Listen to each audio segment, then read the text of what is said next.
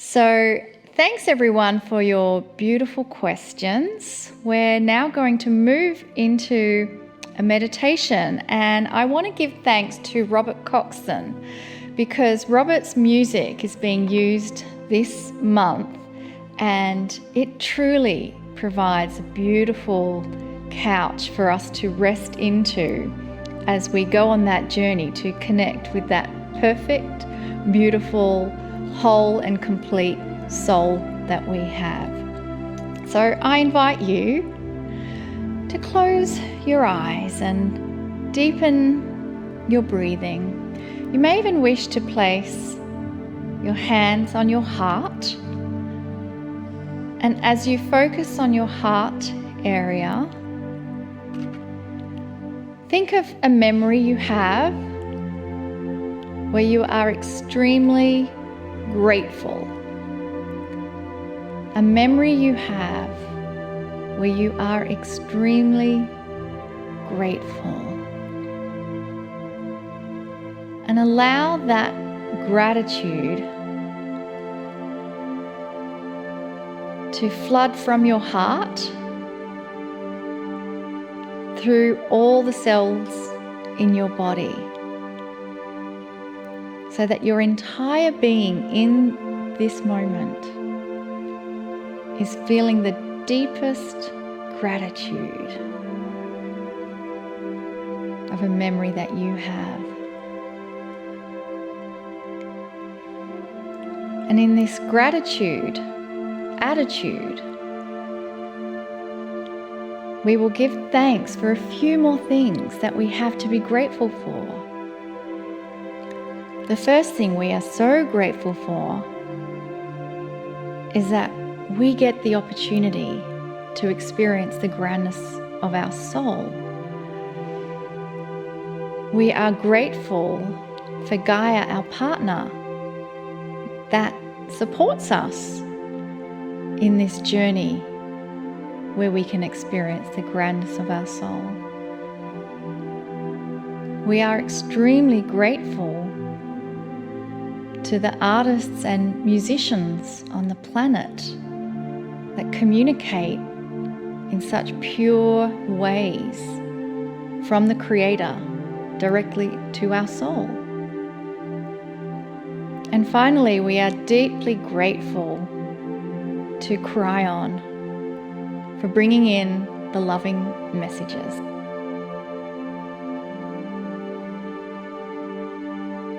Greetings, dear ones. I am Kryon of Magnetic Service. This is the third of 4 of a subject that is so big and so confusing to so many. And as you know, if you have been part of the other 2 so far, the subject is reincarnation. The subject is enormous because it has to do, dear ones, with many facets of your soul. The soul, as we have discussed so many times, is enormous. It is part of creation itself. It is not a thing, as you would believe. It is part of the circle of 12. We take you to this magnificence of you, and it's endless.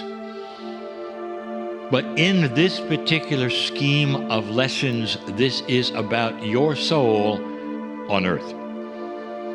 Indeed, we have told you that reincarnation is something that is believed, used even in so many ways. The idea of it, energy of it, is used, understood by more of the earth than not.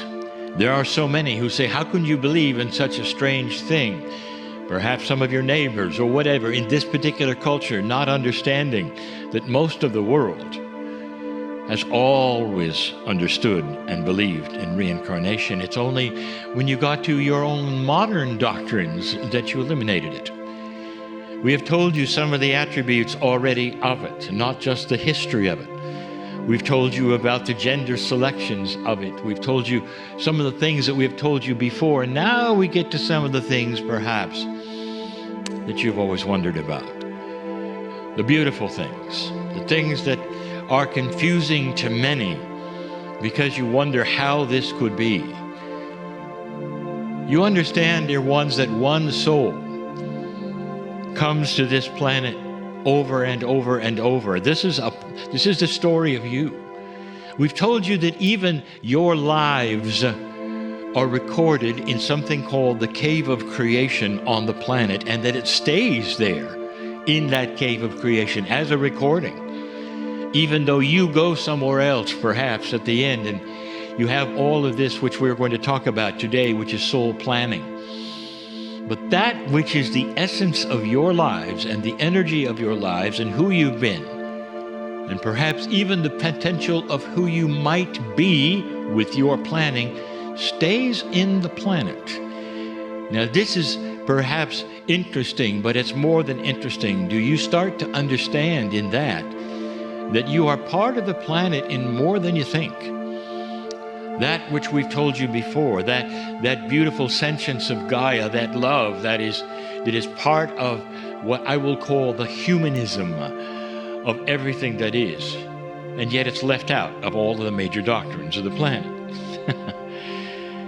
It's part of the planet, your lives, and it has to play into reincarnation. Dear Kryon, tell us about soul planning. I'm going to give you two things to think about. Both of these things, I want you to understand there's only one reason for these two things I'm going to give you, and that's love. There is no doctrine or rule set that says these things must happen in a certain order, in a certain way, in order for you to come back and have another life. Every single one of these things I'm telling you was designed out of love for you, so that it would make it easier and more sense to go to the next level if you want to, or to make your next life something that your last one was not. There are so many things happening in the energy now that are different than they were before. I'll get to that.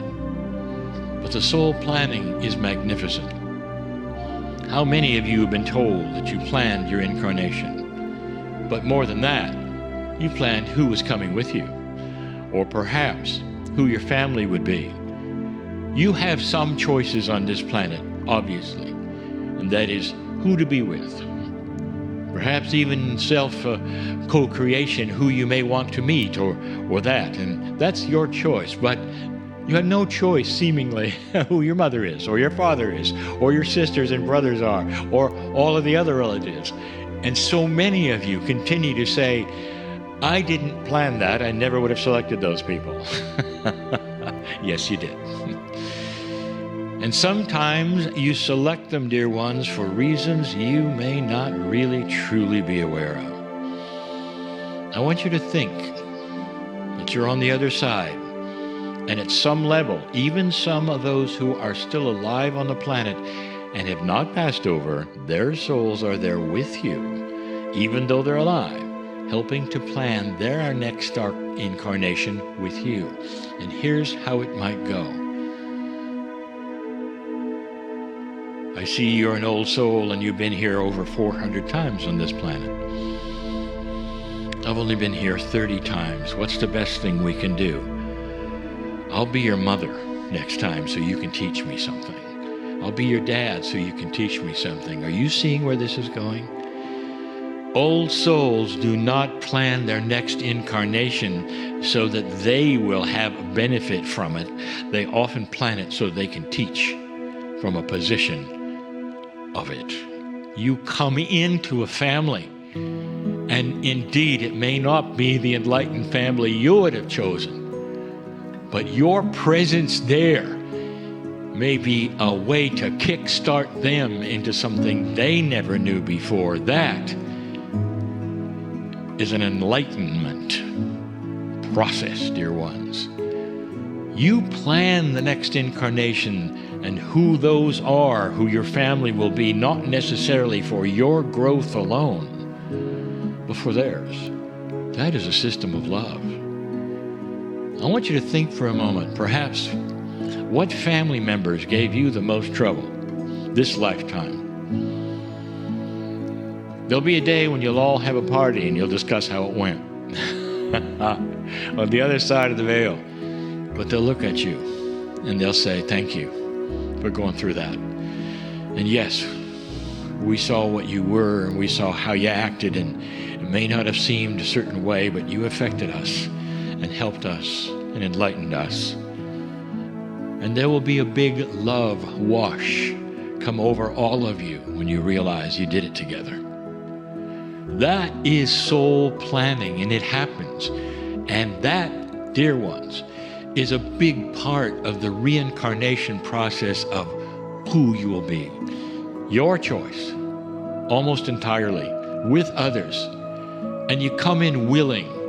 You don't come in kicking and screaming and being sad that you happen to get, by chance, a certain family. Oh no. Those are the ones you plan. Think about it. Then I want you to think about your kids. They did the same thing with you, for you. Some are older souls than you are. Some are just getting started. That's how it works. There's something else. Is it possible that you can, in this lifetime right now, understand a little more about who you might be with in the next? That's soul planning even while you're here, depending upon what happens with you and your enlightenment and who you meet and what happens with your choice on the planet. So it's not all with soul planning on the other side, dear ones. If you have searched and found certain kinds of things, the masters you were with, the partners you were with, those who you are truly in love with in certain ways, perhaps not in a partnership way, but in a spiritual way, those that you have learned from, you may say, the next lifetime, I want to be with that group, with that person, perhaps with that culture. And I'll tell you right now that that carries weight, because on the other side of the veil, that will then be also part of the planning. Kryon, you mean to tell me that in this new energy we can also start to design our next life while we're here, instead of simply something that we do later on the other side of the veil? And the answer is yes. Some of you will think that this is odd and it's new, and some of you will argue, well, that's not the metaphysics I knew. And I will tell you, nothing is the metaphysics you knew, dear ones, because all is changing. Whatever you have been told or whatever you believe, I want you to understand that the planet is changing greatly and is offering you these things now because you came here.